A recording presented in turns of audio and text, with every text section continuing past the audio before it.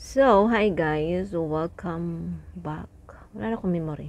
Just a quick video lang to. Pero shoutout sa aking ibag dyan na sus, ang lusog-lusog, no? Shoutout sa mga manok. May pa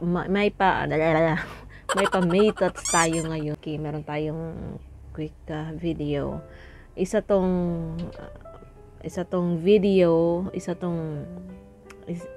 tanong, kahit wala naman nagtanong, what if lang naman, di ba? What if yung partner mo ay sobrang mahilig? Girl, ha? What if sobra siyang mahilig, then gusto niya yung everyday, or like baliktad kayo, di ba? Kasi nga usually lalaki yung mahilig, di ba? Paano kung babae yung mahilig?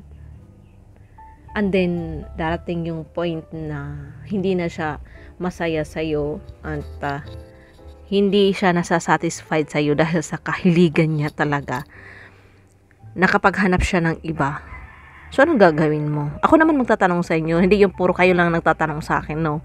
Ako naman nagtatanong sa inyo, anong gagawin mo? Meron akong isang nakausap na ganun ang setup.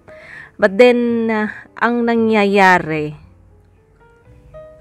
wala lang doon kay guy, kahit maghanap ng, kahit tumitikim ng iba yung babae. Kasi nga, mahilig.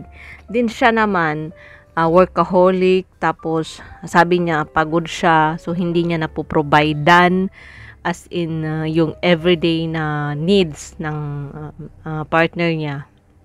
Sana all.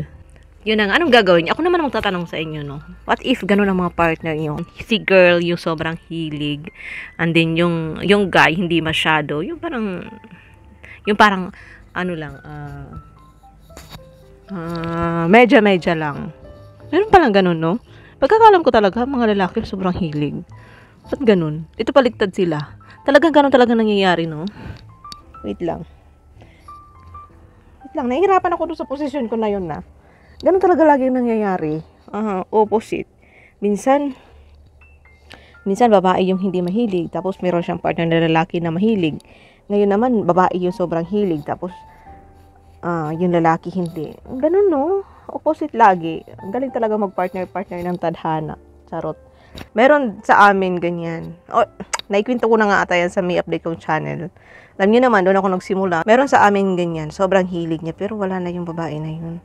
Wala na siya. Sa sobrang hilig niya, parang nagkasakit siya. Chismis to. Yun, huwag na natin pag-usapan.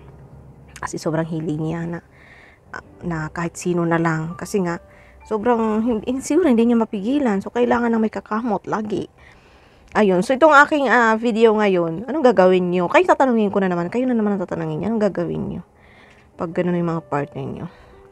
Ganun nga, yung misis niya sobrang hilig. Sana all talaga sobrang hilig. Sana all may ganun, no? Sana all. Ayun. Tapos, okay lang sa kanya na ano pa ibig sabihin? Okay lang sa kanya na sumasideline sa iba.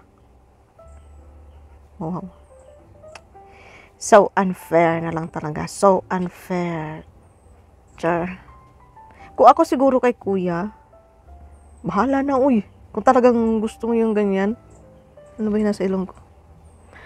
Kung talagang gusto ng girl na ganyan, o di doon ka. Sige, magasik ka ng lagim sa iba, or magpakasarap ka sa iba, or sige, hanapin mo yung kagustuhan mo. Diba? Kasi parang ginagawa ka na lang tanga nun na okay, mag-sideline ka muna kasi nga hindi ko nabibigay sa iyo yung gusto mo. Tana all may ganun. Tana all may ganung power, girl. Wow. Bakit ganun, no? So, yun lang. And that's my thoughts of mine. Hindi na tayo mag-i-intro. Hindi na tayo magdadaming salita. Wala na tayo intro. Dahil yun lang talaga yung aking sadya. Wala na tayong pa-tutorial.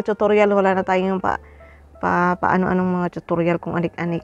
Like dati kong video. Dahil, alam nyo na yan. Diyos ko, ang daming gumagawa ng mga ganyang video. Alam nyo na yan. Tsaka hindi na kayo mga bata paturuan. So, dito naman tayo sa mga couple talks or adult talks or sa mga Basta sa mga curious sa mga relationship. Kala mo naman perfect yung aking relationship. So, shoutout sa aking eyebag dyan. Thank you guys. Please connect me here. May thoughts. Walang intro. Mayne. Ang dami ko ng pinangalan dito. So, sa mga taga may update ko, diri na po ko ninyo anhi. Aha. Thank you so much. Bye.